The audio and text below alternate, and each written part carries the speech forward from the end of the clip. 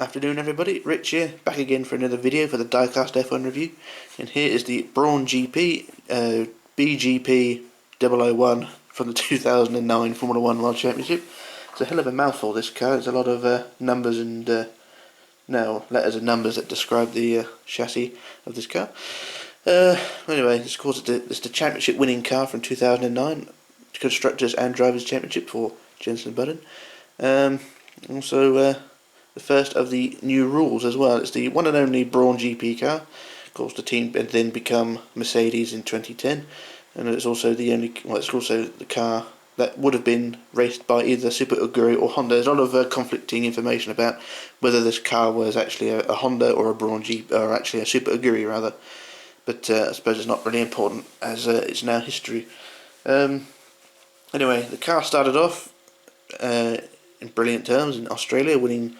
A very lucky 1-2 finish in Australia. Of course, Barrichello was fourth going into the final few laps, but Robert Kubica and Vettel collided about 3 laps from the end and let Barrichello take the second place. So that was round one. Another win again in round two after a 50% race, wasn't it? Because there's the monsoon showers. Got another win for Jenson Button there. Third place in China though, but because of the weather again, that was a Red Bull 1-2.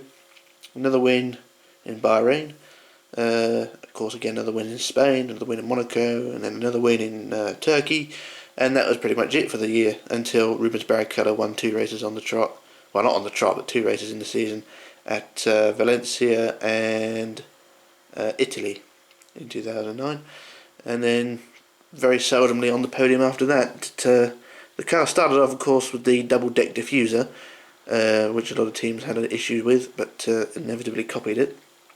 And the team started off as the best car, but quickly fell off the pace come Silverstone. When all the teams brought out their updates, the Brawn just fell back, and qualifying looked a disaster. It looked really painful to watch at times to see how pathetic the car was, running in the middle of the pack with both drivers complaining. But I suppose there's nothing that really can be done. It's just keep your head down and finish. That's basically the philosophy. Pick up as many points as you can, and at the end of the year, it all counts. And of course, it did. Also, the first year of the what many people thought would be ridiculous rules, because of all the aerodynamic flip-ups were all gone. The scoops, the chimneys, all the things that stuck up on the side of the chassis were all gone. And so now you had a clear view to the rear suspension and all things like that. The rear wing, of course, was made narrower and taller.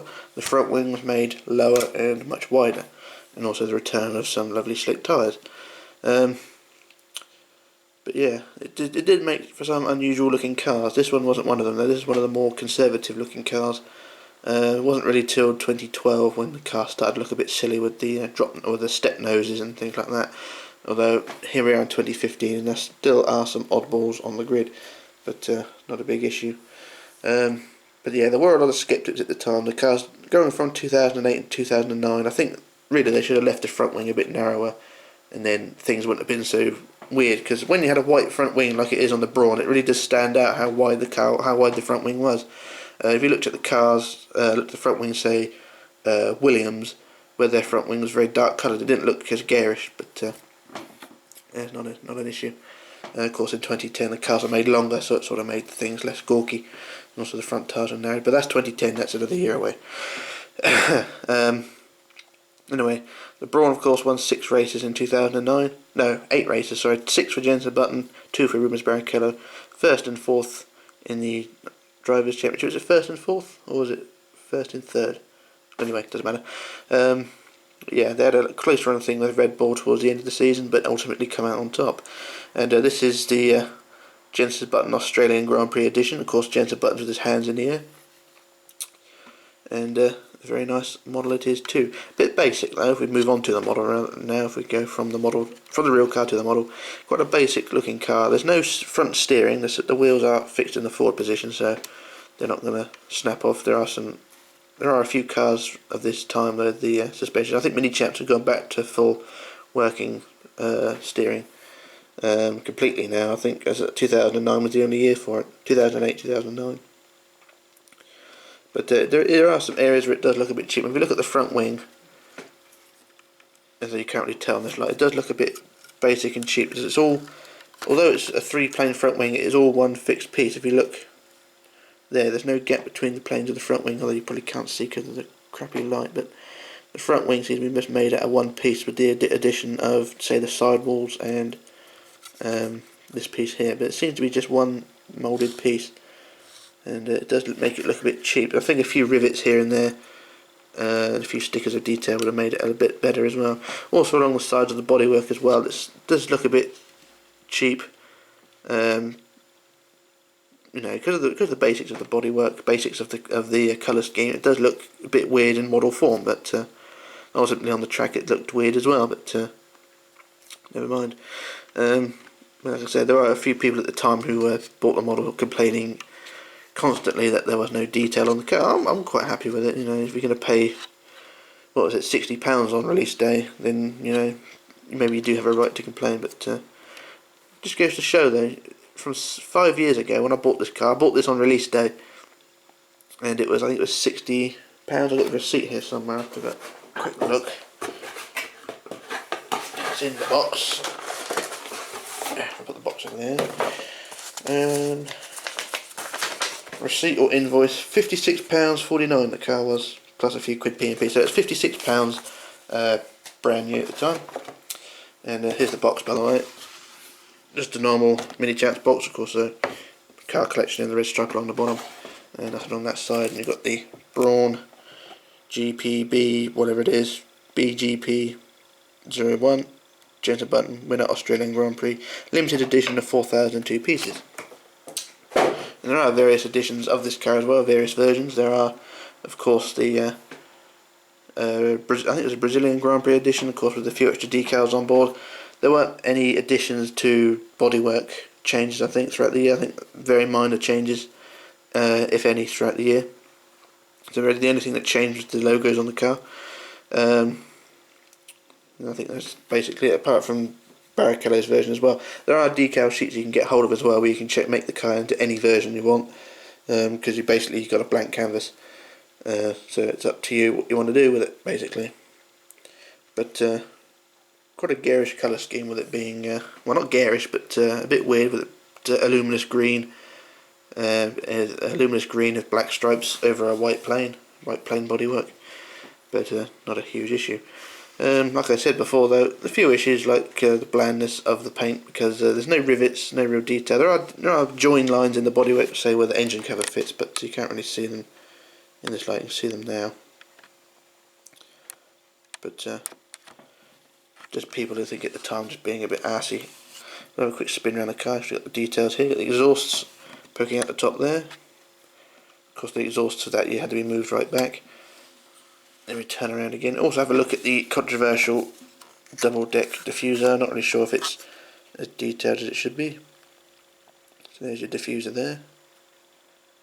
And I think it's raining outside now, which is nice. I've got my washing on the line. So after, I'll bugger it, I'll leave it out there. It's not been out long, so I will. We've got the Brawn GP logo, identification underneath. I won't tell you what it is again because it's such a mouthful. Also got the Minichamps brand there, and also somewhere it says 118. There we go, made in China. And we've got the no kill suspension layout, so it bolts directly to the chassis. Also got the mini barge balls on the side there. Jenson with his hands aloft. Let me just turn it down there. If we do a quick pivot round, we do a zooming in on the cockpit.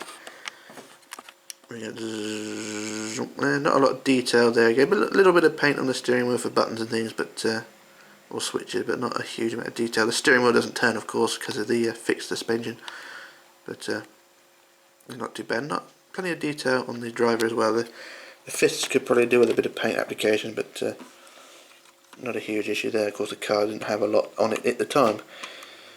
But yeah, very nicely done. The first model I reviewed in these rules anyway, with the funny shaped wings and bare bodywork. We've got the very undercut side pods as well. How undercut can you get them? Seems to be a contest of how undercut you can get your side pods these days. Just how ridiculous that is. Really bulbous. Looks weird, but it's really how Formula 1 has evolved. And strength wise of the car, though, it is pretty solid. The wing mirrors quite strong on. The front wing is an issue though. The front wing does feel a bit flexy, but of course even on the real car the front wings are a bit iffy because of how wide they were. But overall it's not too bad. The bodywork is all fine. There's no, of course all the wings are all gone. No bits are going to snap off. The rear wing is quite well fixed on as well. It's a bit flexy, but it's very well attached. Tyres are very rock solid. They're not going to wear out or anything. I've got the spinners on the wheels, front spinners as well. They're not going to, well, you can probably pop them off, but not a big issue. And it does roll very nicely. Because of the fixed suspension, the car's not bouncing a lot. The suspension is quite stiffly set, so the car does roll quite nicely, although I wouldn't recommend playing with it on the carpet. But anyway, that's pretty much my review of the car. Like I said before, if you want me to do a review of anything or any car you can think of, then I shall have a look if I got it and probably do a review of it. But yeah, quick review of the price of these cars. Well, something I forgot to do on my last review.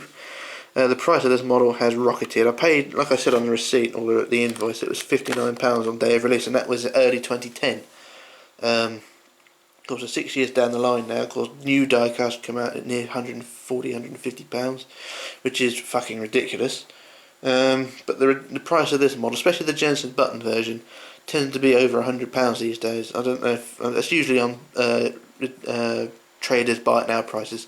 You don't see many of these come up on bidding. You know, for people to bid on, they usually just come on buy it now prices at ridiculously high prices. But when they do go on for bids, the bidding wars just keep going and going and going. You know, pardon me. The price just keeps rocketing. But yeah, they're not hugely rare. The Barrichello version seems to be quite easy to come by. If you want a Brawn and not really worried about the driver, then go for the Barrichello version. It's a bit cheaper and a bit more easy to get hold of. But if you want the Jenson button version, then you're probably going to have to pay through the nose for it. But never mind. Anyway, this is Rich signing off, logging off and disappearing. And like I said, if you want me to do a review of your choice, then just let me know. And that's my review of the Brawn 001 or BGP 001 from 2009. So this is me logging off and disappearing, and I shall return with another review. So bye for now.